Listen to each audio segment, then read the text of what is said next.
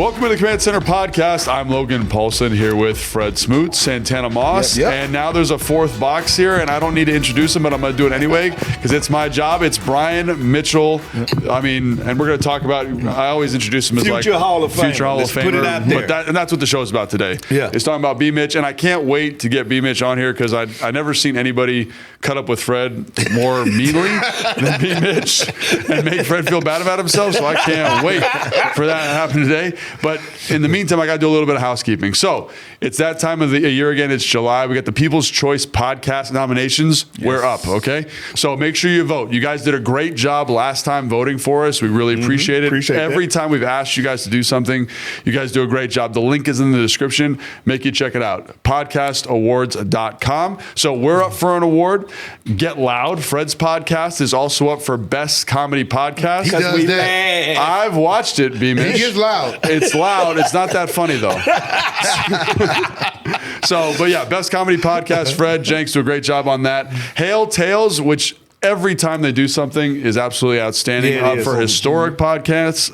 And then Next Man Up, Brian Colbert Jr. is up for Best Male Host, which is a very specific category for him. But you can vote for all those podcasts in the link in the description. So if you sign up and vote, take a picture of your vote and send it to ThatHawkOutside@gmail.com, and you're eligible for prizes. If you vote, 50 winners will get a signed football from us, right? There's a little foam football that we give out at all the live events. If you, for another 10 special voters, right, we will give, and you vote for all the podcasts. So you vote for us, vote for Get Loud, vote for Hail Tales, vote for Next Man Up and Brian Colbert. You will get we'll get like a special signed giveaway. So bigger football, jersey, T-shirt. We have 10 of those. Everyone talks about the T-shirt that we made a couple years ago. Yeah. This is where you'd be eligible for that. Yeah. And then one winner will get an experience. To be announced, meaning they could be practice, they could be coming to watch us do shows. They could cook for them. Yeah. Some of the Wegman cookies. You said that in the production meeting, and I think that should be it. I think Fred should bake you cookies, and then you should tell us whether or not they're from the store. He gonna call Wegmans. First of all, I got an order coming in. Just because I use wax papers on my cookies and they look unburnt, that don't mean they come from Wegmans. It's good. Judge on a bake-off? Yeah, Judge on a bake-off could be the experience. But you know what I think? I'm really glad B. Mitch is here because B. Mitch is maybe the best cook I know. No, he's not. I am. B. Mississippi versus Louisiana. Man, I saw him barbecuing on one of the podcasts. Garbage. Straight trash. He didn't look like he didn't know how to light the coal. No, we was doing that. We was mock barbecuing. We wasn't really barbecuing. But my man B. Mitch now. B. Mitch can throw down. I'm gonna give B. Mitch his props. All right? But every time you're around me, I smell like food. Is that true? Why? Because I got a sandwich in my pocket. That don't mean you could cook. I smell like food. That mean he was in the kitchen when somebody else was cooking. Them boys that smell like food. That was the point. So, but the reason I bring that up is because B. Mitch hit us up in the group message and said those cookies are for sure. They was not. No, it was a lady that works at Wegmans that said it was from Wegmans. No, that is true. Listen, yeah, I just amended. The lady at Wegmans is a hater, and B. Mitch is a hater because them cookies was fresh out the oven. I just saw him come in here this morning and pick one thing. All right, so make sure you vote for us. And then obviously, if you vote for those other podcasts, you take a picture of your voting, send it to ThatHawkOutside@gmail.com. You can win one of those prizes we just talked about. And now, maybe the most important thing we've been pushing on every single show is get your Commander tickets now. Yes. Use the QR code right there on the right screen. Get those. That helps us out. So please, if you're going to buy tickets, you're going to buy them anyway. Buy them right there. And they're selling quick, so you need to go and get them. Yeah, so that you can scan the QR code or the link is in the description, so make sure you take care of that. And then last but not least, to keep updated on all RFK Stadium news, visit commanders.com/newsstadium where you can sign up to learn more and most importantly, show your support. Please do. They need to know that you guys want it. I mean, we've talked about it a ton. I've talked about it with B. Mitch. Gary Clark talked about it at the Command Center podcast when we did it down in D.C. Everyone wants this to happen. Make sure you know that ownership knows you want it to happen. That's going to be awesome. So now that we're all through that, let's talk about why B. Mitch is here. Let's do it. Let's do it. Let's get into it. And it's maybe a silly reason because he shouldn't be here probably because we shouldn't have to have this conversation. No, we shouldn't have to have this conversation. We should not, especially when you talk about somebody that kind of designed the position of a return man to bring it to the level that it's at. Because when you talk about guys, we talk about return man, you start with the B. Mitches of the world, but then you go Vasikahima, you go Mel Gray, you go Josh Cribbs, you go like it's dude after dude after dude. Eric Metcalf. You often say Metcalf. Yeah, Eric Metcalf. Like it's dudes that designed this and made it attractive position. Yeah. And we're talking about somebody with second to Jerry. Just saying that, I should not have to say should have a yellow jacket. Second to Jerry Rice in yards. All right, should already have a canary jacket on.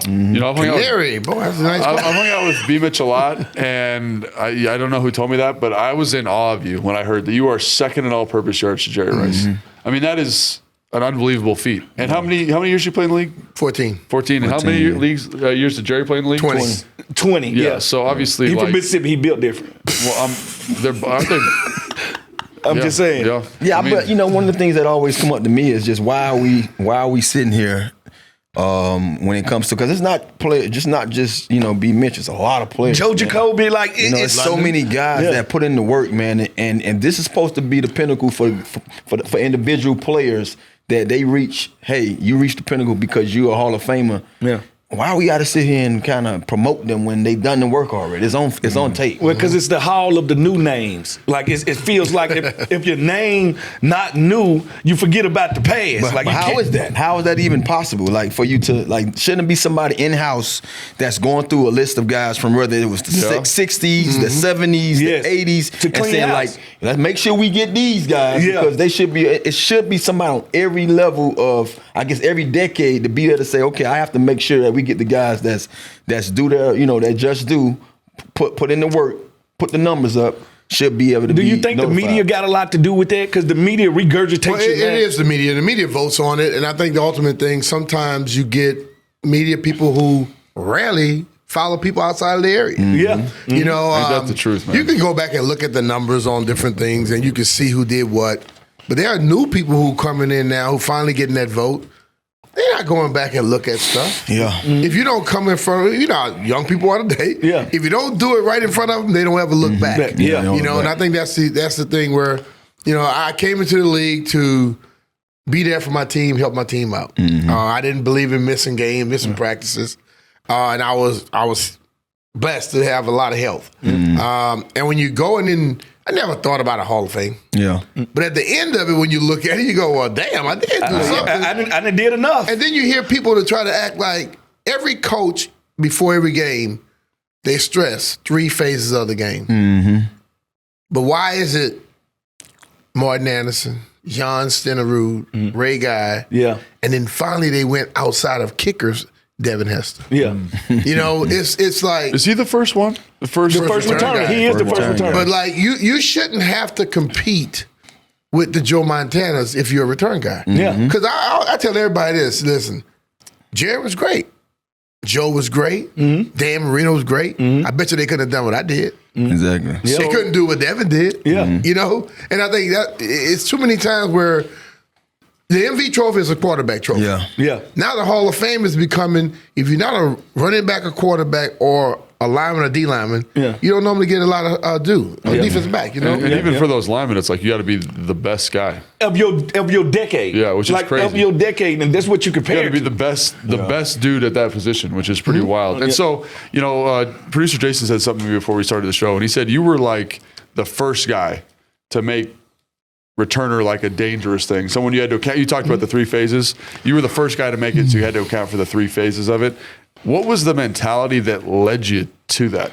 You know what I'm saying? Like, cause it's like, hey man, go return kicks. And now we see the value of it. Now that's like a young guy comes on the team like Jalen Lane. It's so easy to sell that to him. Yeah. What was that conversation like, and what made you attack it with such ferocity? Well, being that I played multiple positions growing up. I played quarterback in high school and college.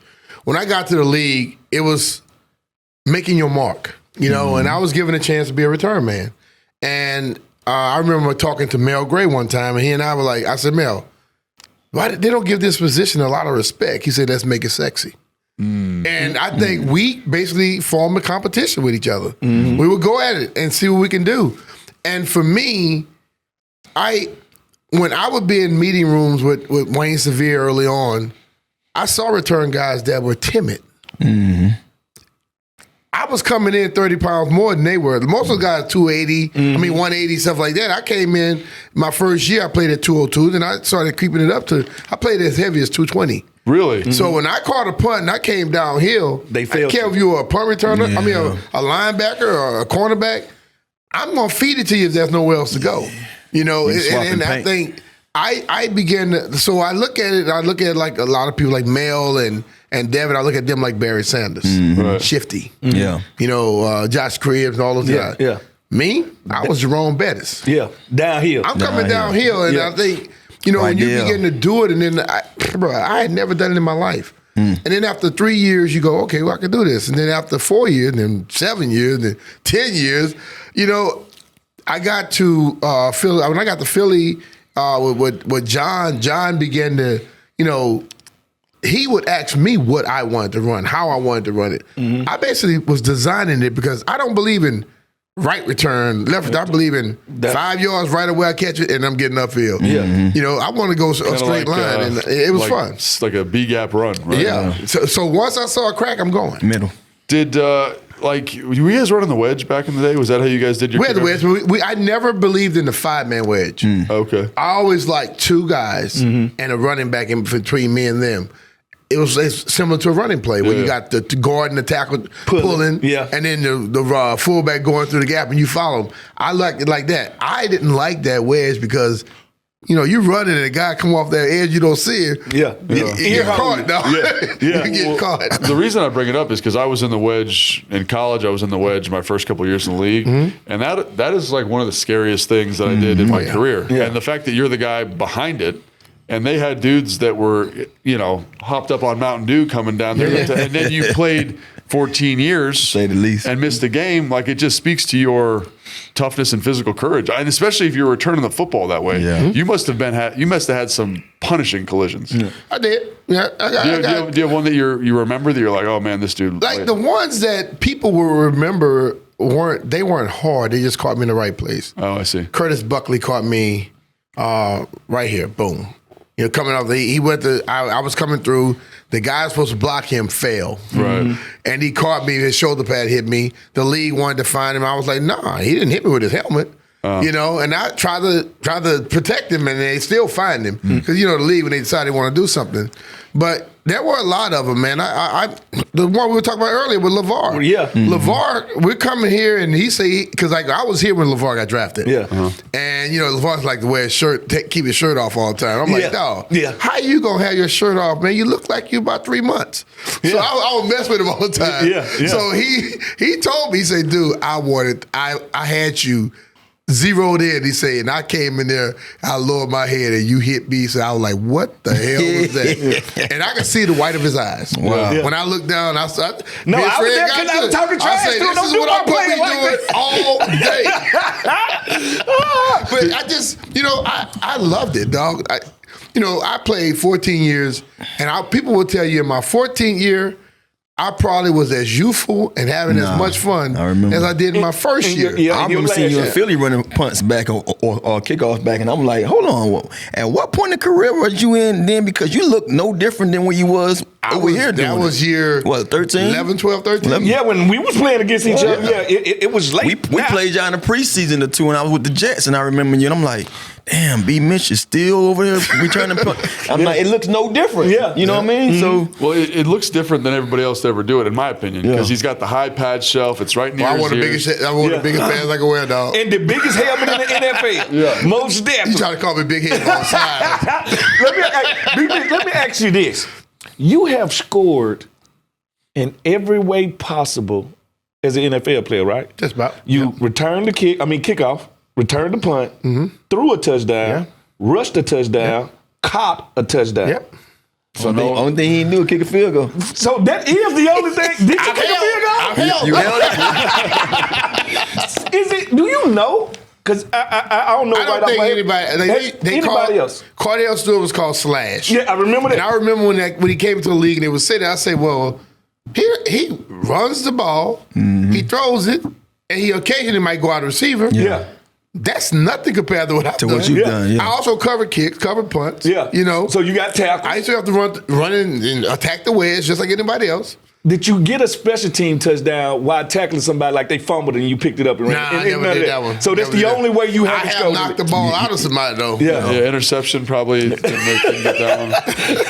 But that's crazy, man. You said something like earlier. You said you kept your approach the same way for 14 years. Like, how did you do it, man? Like, because I always think of like, if I told someone to go run through a door and someone took a 2x4 and hit me in the head, I could do it good a couple times. But then I got to quit. But at some point, I'm like, nah, that ain't for me. I had a mindset. I grew up with a military dad, and my dad basically challenged us, man. You know, I have 4 brothers, 2 sisters. I'm the youngest.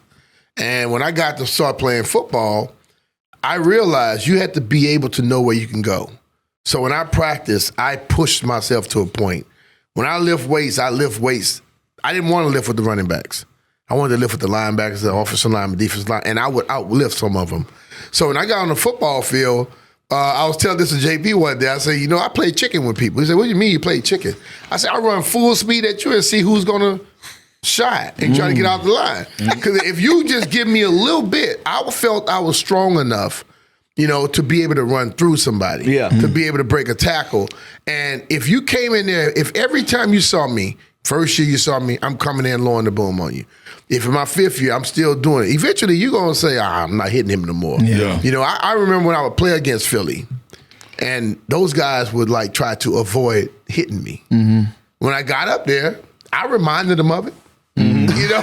Because it's like, look, man, football is an intimidating sport. It's an intimidation sport. Yeah. And that's all you got to do. I wasn't the biggest guy, but when I got in the weight room and I'll put the 400 pounds on the bar and squat and bench it. Yeah, me too. I'll put over 600 on a squat and do that. Too. What'd you say, Fred? You know? Just said me too. And people would see it, they go, oh, you can't lift that stuff. Al Harris. He was the guy, like, man, dude, you crazy. Did you like, have that same mentality and that same will as a quarterback during college? That's like Gary Clark never believed I was a quarterback. That's why they do. I'm going to move him to running back. Every time I talk to you, I'm like, no way this dude played quarterback. Oh, bro. And when you watch the highlights, though, you like, if I show you some highlights, I know you were balling. If I show you some highlights, you'll go, Mitch, you were crazy. If I'm running right now and the goal line is there at that wall, and a guy coming at me with a camera at, I leave the ground. From there, I would leave the ground and I'll probably end up in the end zone. My dad said he tried to break your neck. I said, dude, I'm trying to score a touchdown, bro. When he was a raging Cajun and he had that mustache weave, he was that quarterback. The mustache weave. I seen that picture. You know what picture I'm talking about, B. Boucher, them coach. It was fun, though. You know, it's just football to me never, ever became something other than a game I played as a kid. They just happened to start paying me for it. Yeah. And when they started paying me for it, hell, I lost my mind. Hell. You know, and that's all it was. Yeah. That's awesome, man. And so we already mentioned that Devin Hester is the first returner to get into the Hall of Fame, which I don't. Yeah. And producer Jason does a great job of researching stuff for us. And so, like, let's just go through. So So B. Mitch is the first number I'm going to read. Devin Hester's the second number, right? So games played. B. Mitch 223. Right, Devin Hester 156, so that speaks to the longevity, right? Punt return yards, basically 5,000. 499 yards, right? You couldn't fall for one more yard? If I had known, I would have done it. That had to be insane when you saw that. Every time I look back, I'm like, damn, I might go back right now and try to get it. They might have cheated you out of it. They might have cheated you somewhere. You could find something. They might have cheated you somewhere. We could find something somewhere. And then Devin Hester, who again, like I played against Devin Hester, and I would be in meetings against Devin Hester, like crying my eyes out. Like I got a funny story about Devin Hester in a minute, but 3,695. Yeah, so that's a huge difference. Yeah. And again, like B. Mitch played longer, but like to the longevity. And then this number is diabolical. Yeah, it is. This is a diabolical number. Yeah. This is how you know somebody ain't looking at the past. Like to look to the future, you got to look in the past. So kickoff return yards, 14,000. Yeah. 14,000. I ain't got 14,000 nothing. No, you don't. But Devin Hester has 7,333. That's double. That's the amount of you. So how could you fix your mouth and say, let's put him in instead of him? Well, and also, like, so to give a little. But yeah, Devin deserved it. I mean, no, but he was I would never knock him. And the thing about he and I talk, and I remember they were playing you all one year. And I had always said, like, I would love to talk to the guys. I'm offering my services, and nobody ever called me. Yeah. So Devin called me, and they happened to be playing against the team. Was this in 13 when he ran that pump back? He returned against them. So I got a funny, he called me and was like, and I said, dude, sometimes you hesitate, just hit that thing. Yeah. You know, and he ended up scoring a touchdown, I think it was. Yeah. So and people got mad at me for giving him I offered it to everybody else. Yeah. Because he broke the record that game. Yeah. And so I remember I was in there, I was on punter team, I was playing right guard. So that was your fault. Got hemmed up a little bit, broke out of there. I was running up there and I was like, oh man, I'm about to stop this thing. Mm-hmm. But there's a caravan of dudes coming and I'm like, okay, I'm going to be the hero. I'm going to be on SportsCenter. Everyone's watching his returns. Yeah. I'll tell you, some dude came and blasted me right in the face. Like, head hit the ground. He runs right by me. I'm looking like this. Touchdown, Devin Hester. I'm on SportsCenter for like the next 3 weeks getting my just 82 laying on the ground. Knocked in the dirt. Yeah. You know what? But I will say, like, so the thing about Devin, that again, the numbers here are that's insane. All purpose yards, 23,000. 10,000 more yards. I just think it's like I gave you an example earlier. Everybody is not Barry Sanders. Everybody not Devin. Well, I did it a different way. That's what I was going to say. I think people remember Devin Hester in that 2010 to 2013 range, where he was like, everyone was terrified of him. Nobody would kick him the ball. Yeah, no one would kick him the ball, and I think that kind of had some energy. And like they wouldn't kick it to me. And I want to ask you about that. That's what I was going to say. I was going to games and they would play keep away. I don't remember because like, did you have that same level of impact? I would go into games and my coach would always say, well, just be patient today. Because they know, like, we played Chris Moore. Chris Moore would kick that ball 43 yards, have about a 4.7 to 5 second hang time. That's a crazy hang time, and you're going to fair catch. Yeah. And every once in a while, a guy would shank it. I remember it's a touchdown. I scored most of my touchdowns in a white jersey, and the one that they come back to. I scored the one in the red jersey where we playing against the Eagles.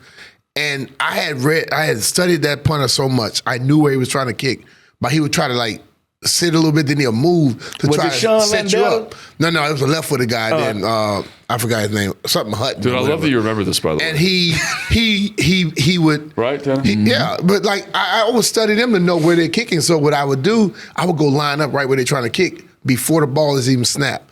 So then they would try to adjust. So I kept doing it to him. I was running around, and he shanked it. Yeah. Because they had kicked away from it, kicked out of bounds, and it bounced. I caught it on the run, cut back across the field, and scored. And he got in trouble.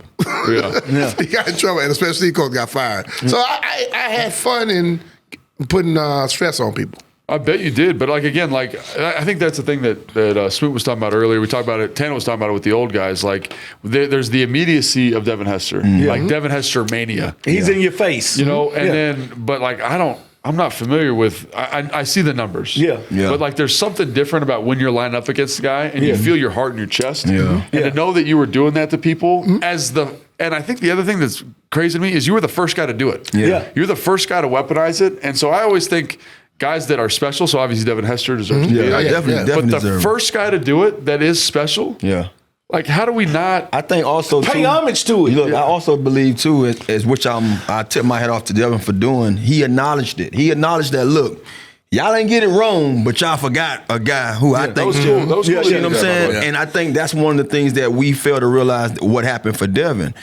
I don't know how many times I watched NFL Network and saw Deion Sanders talking about Devin Hester should be wearing a yellow jacket. So when you have people petitioning for you, and then now those folks, like you say, the ones who probably looking over it, they go back and say, oh, you're right. This guy just left the league. This guy's up for it. Yeah. I think that gave him that favorable push, which now you see us, as an organization that's saying, hey, let's get behind our guys. Let's get behind the Joe Jacobys. Let's get behind the Brian Mitchells. Let's make sure we petition and speak about these guys who's deserving, because if the masses is going to forget about them, we're not. We're going to push it so they can make sure that they hear us or go back and I watch. Look at Art the numbers.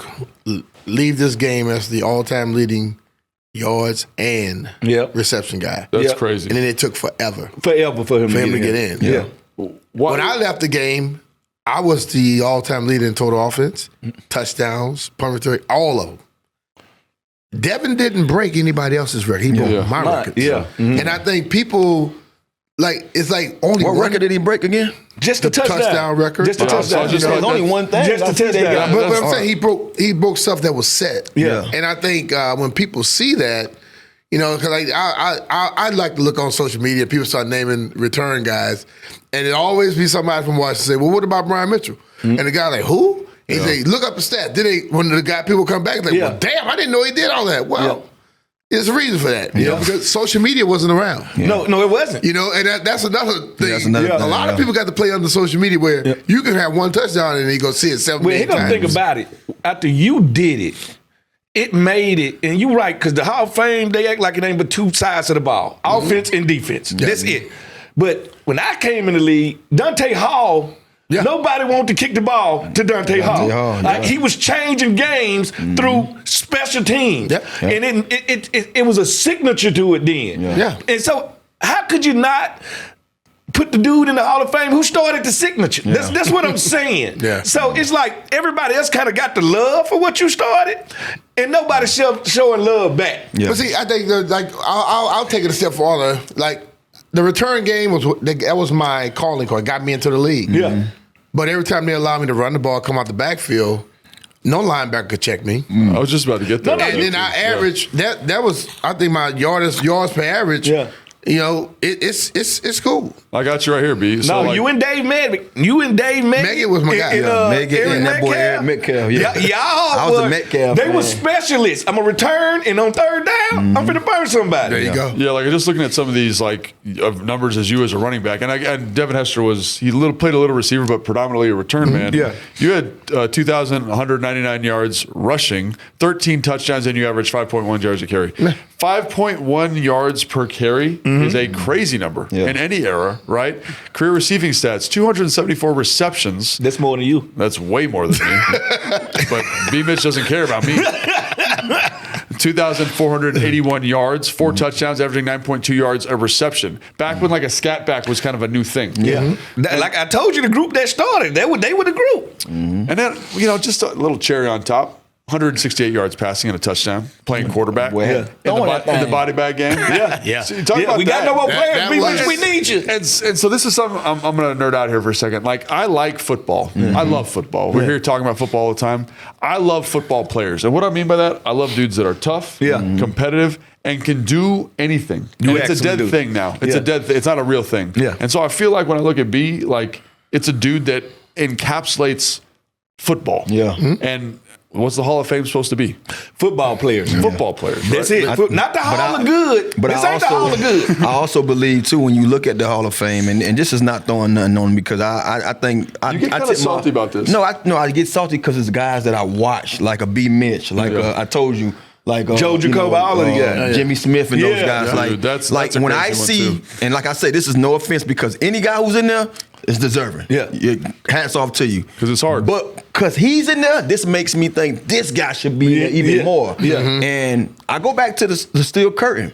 I didn't watch those guys, but I watched receivers. So I knew the stalwarts. I knew the Lynn Swann. And Lynn Swann showed up in every Super Bowl game with the biggest catch. But Stalwart had the yards. All the yards. I'm like, and he was the number 1 receiver. All the yards. How do I go to the number 2 receiver and put him in before I put the number 1 in? And then the number 1 took forever to get in. So that's my argument. It would always be my argument. Look, I understand those guys all are deserving.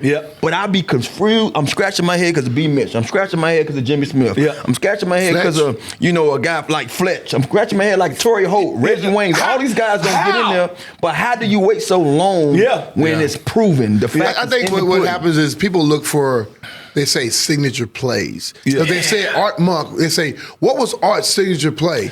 I say he would go 18 yards and run that comeback and get a first down every time he needed to get it. That was his signature play.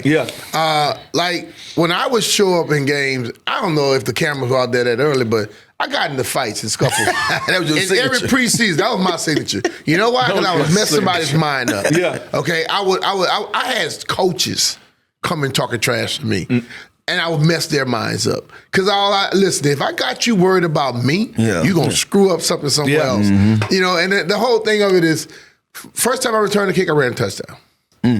You know. So you and Steve Smith got the same thing coming. But like the body bag, and you had mentioned that, Logan, that was the scariest day and one of the happiest days of my life. I just watched 9 people get hurt. You sound like a crazy person. And backing up those people, I'm backing up 2 quarterbacks, 2 running backs, and 2 return guys.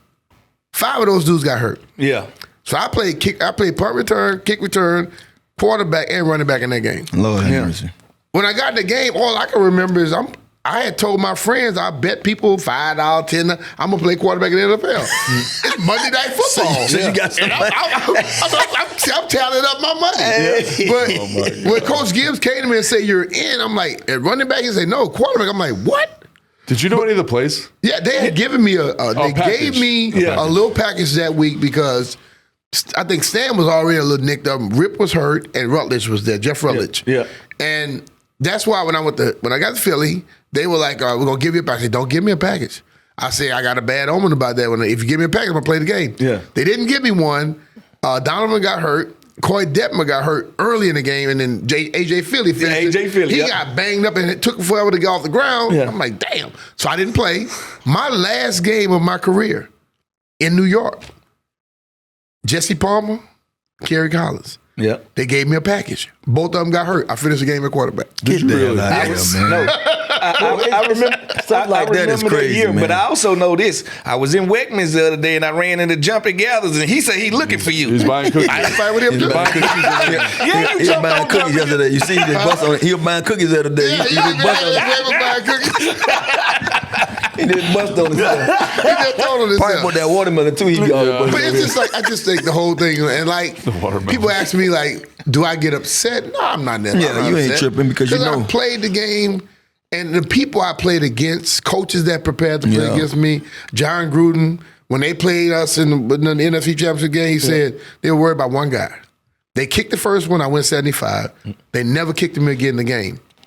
That's respect. Yeah. So Gail Sayers said, man, B. Mitch could have played in any era. Yeah. Could have played with us. That's a crazy that guy's a real football player. Yeah. When Gail Sayers said it, that makes you feel good. But you know, if you can get something from it, and I want my kids to understand that every once in a while they're like, Daddy, you ain't play all that. I'm like, Daddy did a little something, people. Yeah. more than a little something. Well, I was going to say, you something. said something about signature plays and like Devin Hester, crazy signature plays. Your return against Tampa was but what I'm saying is like he was so consistent. Like Fletch was so consistent. Joe Jacoby was so consistent. Boring. It gets boring. That's what I'm saying. When you do the same thing like you get bored. People get bored of greatness. Nah, you know, it just, I guess too, what makes you, like for a guy like B. Mitch, not sweating it, but it bothers me. It bothers me for these people because, like I say, like and folks ask me all the time, "Tanner, you Hall of Famer?" No, I'm not. I was able to get 10,000 yards, which was the plateau for you to be considered. Yeah. But I just didn't have that kind of career, so I'm not tripping. But I did it. I did more than you had average. fun doing what you did. I did more than the average player at my position, did. But when it comes to a guy with Hall of Fame numbers, what's the hold up? Ain't no way, man. I'm finna sit here and be sitting here like, nah. No. This is what makes me sick. Have you talked to anybody about this? No, I have. About what? About you not being in? Like I try not to talk to people because you know I could be a little boss. I have. Last year during the Chicago Bear game, the Hall of Fame dude was there. Our Hall of Fame dude? No, the Hall of Fame dude for the NFL. Oh, the big dude. I spent 20 minutes with him. Though. I spent 20 minutes with him making my case for B. Mitch, London Fletcher, and Joe Jacoby. And I say it's a damn shame, Hall of Fame. That's what I told him. Damn shame that the guy with the second yards to Jerry Rice ain't in the Hall of Fame. Damn shame that the guy with more tackles than Ray Lewis and more games than Ray Lewis ain't in the Hall of Fame. How can you explain it to me? What do you know say? what I hate too? He said, you know what? We need to look into these things because I said y'all forgetting about the past. Let's stop identifying what B. Mitch was able to do as a returner to second and all-purpose yards behind a wide receiver and just acknowledge it as the guy with the most yards as a returner.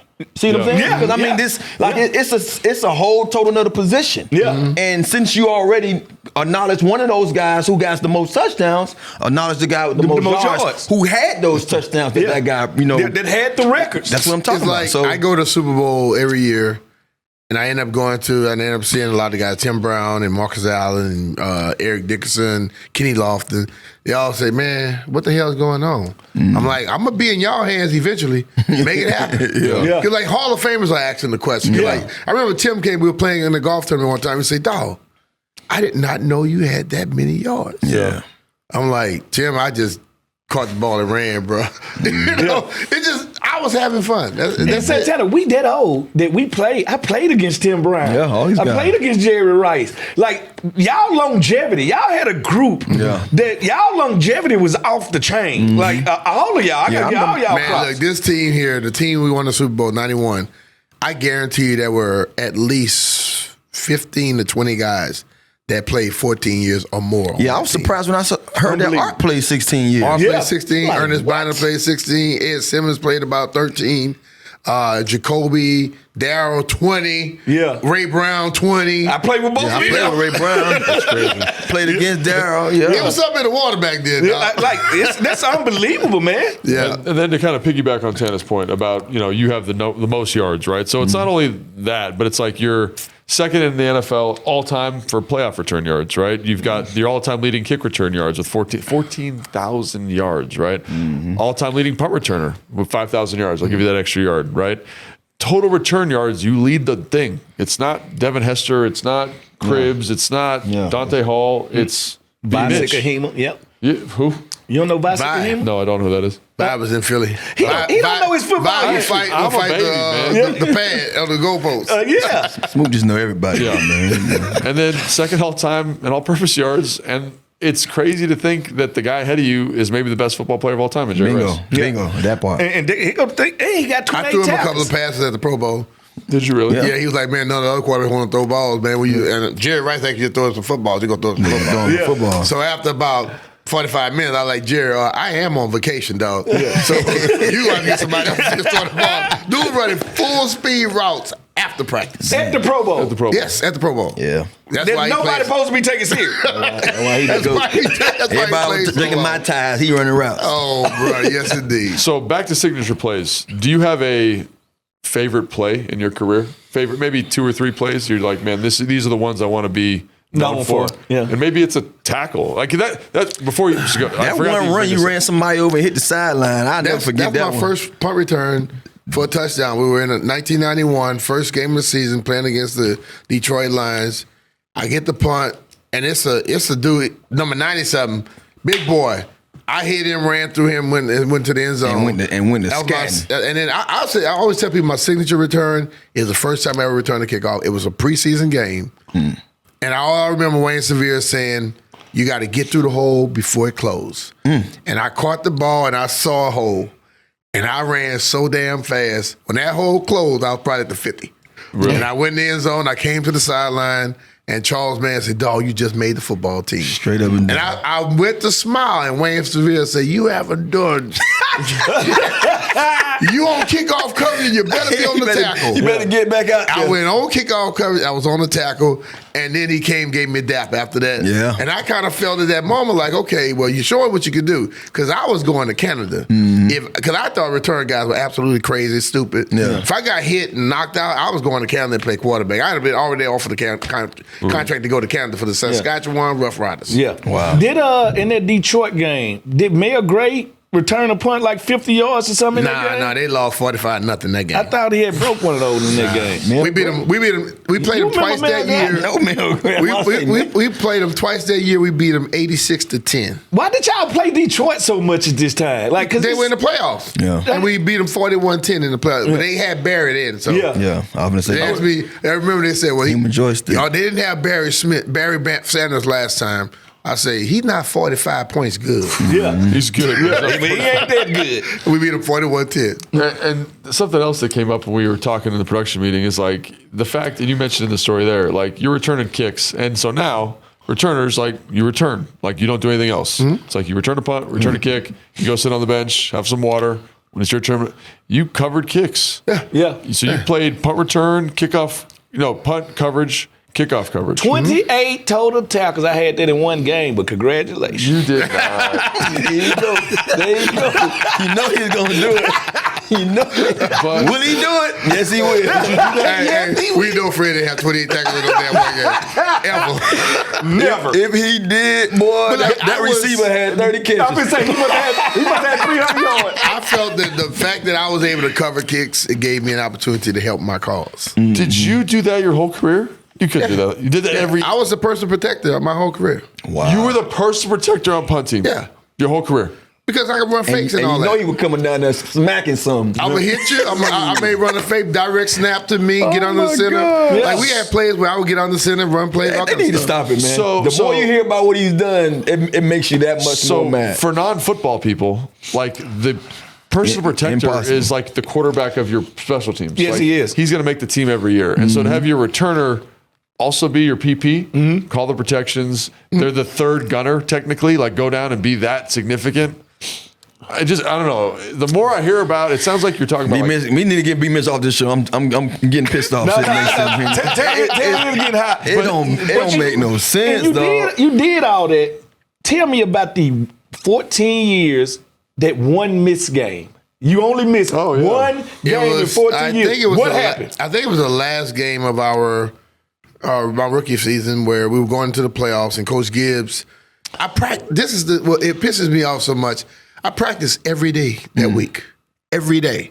And then in the game, he was like, "Nah, we're going to hold you." I had like a sprained ankle. And we were playing in the Silver Dome on that Detroit turf. again. And that's the only game I missed. Wow. If I had known that would be the only game, well, I did run on the field one time because they needed somebody to go for kick coverage, and he pulled me right off the field. Lord have mercy. So I missed one. So but it was that game was in my rookie season. But you were still dressed. You were still dressed. Yeah, So you were still dressed. Yeah, So that's not even. That ain't really a miss then. He suited up for every game. Did not play. He suited for every game. Yeah. That's crazy. Dude, I'm kind of like, it's Come funny. on, join this, join the club. I get to work with Santana and Fred and all, and then I hear about this and it's like the stuff of legend. Yeah. Like, and maybe football people don't get it. Maybe They football don't. people don't understand. They don't. But like to cover kicks, You to can't return do all kicks, that. to Man, you play need, running back. Talking about having somebody take care of your body. You need my doctor. Dude. And you know what? And you funny probably thing. had none of that, huh? I started doing acupuncture and massage and chiropractic work when I got to Philly. So When I you was did all here, these years here, and then I none of never even cared about. you were so young. Sean Landetta was like, he said, hey, babe, I'm gonna tell you, man, this is the way that you keep yourself together. He said, you've done a good job so far. Who was your person? Do you see? I say me. That's What crazy. did you do? Did you just lift I like lift weights. I stretch my butt off. They were just country boy I tough. never been in a cold tub. Yeah. What? I'll tell you that. Like Tim Brown was one of these. He say, bro, put years on your life. And after I started doing cold tub, bro, you feel like a new person. Hey, Like listen, a completely Carlisle, different Pennsylvania person. Yeah. made me do a cold tub. Listen, I thought the devil lived in Pennsylvania. hot, bro. It was so hot It's in hot. Carlisle, and that was my first time getting in the cold tub. And there was D Green was like, you see that? Go and get in there. Yeah. See, I tell you one thing too, you have to have a little luck on your side because that's how I was in college. In college, the only thing that I did for those 4 years of playing is broke my jaw. And I told you about that. I put a plate in there and played, I missed one game. Yeah. But He crazy too. far as loyal extremities and like bones and stuff, I didn't really hurt anything. Yeah. Then I get to the pros, I hurt my knee and I feel like everything just went. You know what I mean? Because like now, because no one tells you that, okay, you hurt this. But so it's you gonna hurt So it's going somewhere else. Something else is Something going to else gonna compensate go, for yeah. it. compensate for it. So you have to make sure everything is lined. No one told me. When my knee got a little bit better, all right, get back out there. We want to see you run fast. Yeah. You know what I mean? And so it's like almost a disadvantage to you as an athlete not to have the right people to be able to tell you what You to need do. them OGs. When And I was so- in college, we had a coach named Brad Roll. He was our strength coach. And he would go to Russia 2-3 weeks a year, and he comes back with all of these plyo drills, and we would have. love this. We did that's we did big. I like Olympic those. lifts. We Yeah. power clean, all that stuff. And then I came to DC, and Dan Riley was here. Dan Riley was the guru of all of the strength coaches. About 5'6", about 165 pounds, the strongest guy you're gonna see in your life. But he was like, I said, Coach, man, we got into an argument and we got into a wrestling match because he wanted me to lift weights. And I said, that's too light. And he said, how you going to tell me? I said, Coach, that's too light for me. He's like, you're a quarterback telling me what's light. He said, what you think you could lift? I said, put 315 on the bar. He like, you won't be able to move it. And I repped it. And then he and I became friends. He like, well, dude, what do you lift? And I told him my weights. So he would let me come when nobody else was here and let me do Olympic lifts. Do you remember? Because the other guys, he didn't want them to do it because guys get hurt. Yeah, they get hurt doing that. Do you remember any of your numbers, like your squat, bench, power? Leaving out of college, my squat was 615, bench 435, and power clean 385. Dog. So at 198 pound quarterback. That's why me and B-Mitch about the same. You know what I'm saying? Boy. At 198 pound quarterback. And that's why you was running through people like that. I was gonna say that it all makes sense now. Like you built so much of a base, man. It was like impossible. Your tendons and ligaments must have been crazy strong. Listen, I was just throwing that 315. You know. Fred. However they need me to get it. Fred, how much did you lift at the combine? He didn't do 125. I know. I did 225 one time. And B-Mitch did what I told him. Because I didn't do it at the combine. I did it at my private workout at Mississippi State. You made him come wait on that for 1 rep? 1 rep, right? So I get in there. I do the 1 rep. It ain't even clean. All crooked. And like, I do the 1 rep. Then I get up and say, y'all ain't come to see me lift weights. Y'all came to see me run. Let's go outside. 4-7.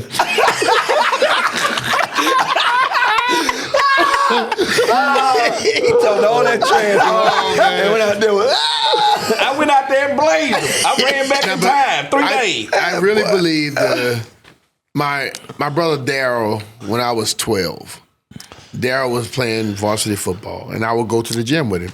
And I started lifting a little bit. And then I wouldn't do bench press in college because I remember saying, what's one of the horror movies where they dropped the weight?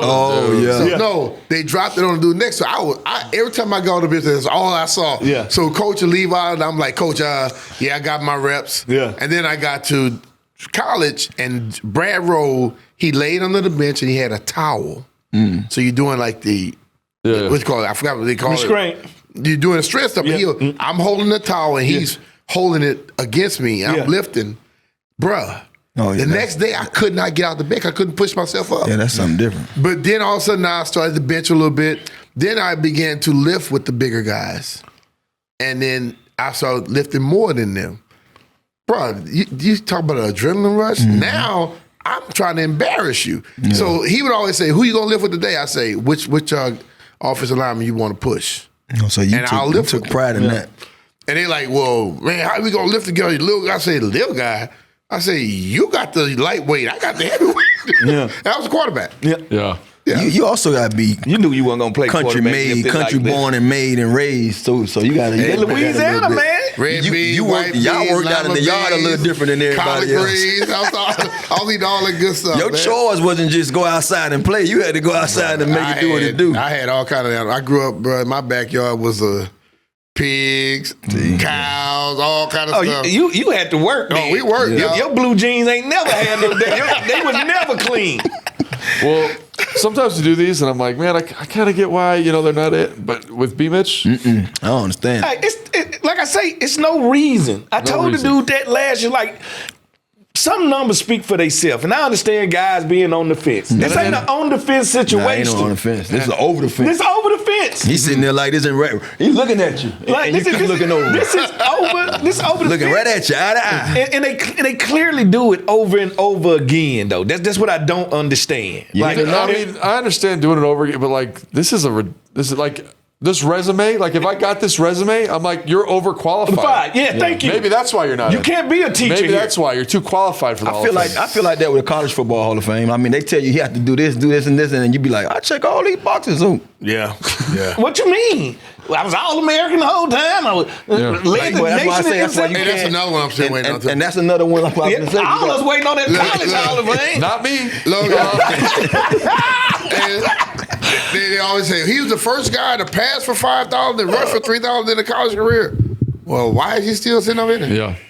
Only ran 40-something touchdowns in college. Well, I think overqualified. Listen, he's overqualified. We don't need to put him in there. I can sell the water. I can sell the well water. All right, but I can't Apparently say. not. Hey, this seems like an easy sale. Yeah. it's all hey, like my grandmama I always said this: life is easy. People make it complicated. I feel like I should just email this script to you need the Hall to. of Fame. We need to to. see what happens. All our viewers and listeners. I'm getting my shirt. I'm getting it made. Damn shame, Hall of Fame. And I'm putting 3 names on the back of this shirt. 3 names. And I'm going to put their stats. Yeah. All right? And I'm going to wear it. It's a good idea. Say it like that, all right? On the back of your shirt. But I think that's going to do it for today's show. Just remember, vote for the podcast. Vote for the shows, right? We got our show. We got Brian Colbert's show. We got Hail Tales. Hail Tales has the body bag game. Yeah. That's this week's show. Yeah. So, and get a Hall of Fame hail. Please. Get him hail. Get a Hall of Fame hail. on that one. Yeah, Please so make give him sure, hail. check out Hail's Tales. Raise hell, baby. Yeah, let's give the Hall of Fame as much hail Let's as give we him can. hail. And then that's it, man. Make sure you vote. Make sure you can buy your tickets here. That's going to do it for today's show. Appreciate you. I'm trying to get big head in there and big back in there.